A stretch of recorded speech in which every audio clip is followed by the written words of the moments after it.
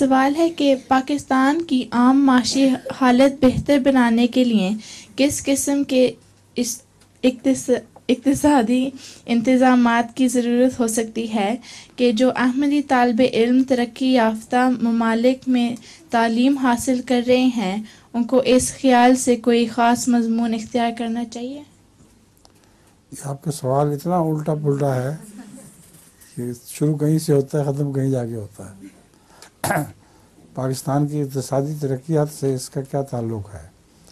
اصل بات یہ ہے کہ ایک تعلق ہے کہ اگر احمدی سائنس کے مضامین لیں اور نیت یہ ہو کہ پھر اپنے ملک کی جا کے خدمت کریں گے تو یہ اچھا کام ہے. تو ان کو چاہیے کہ سائنسی مضامین پڑھیں اور پھر واپس وطن پہنچیں، باہر جا کے باہر کمائی نہ کرنے لگ جائیں بلکہ وہاں جا کے اپنے عوام کی خدمت کریں.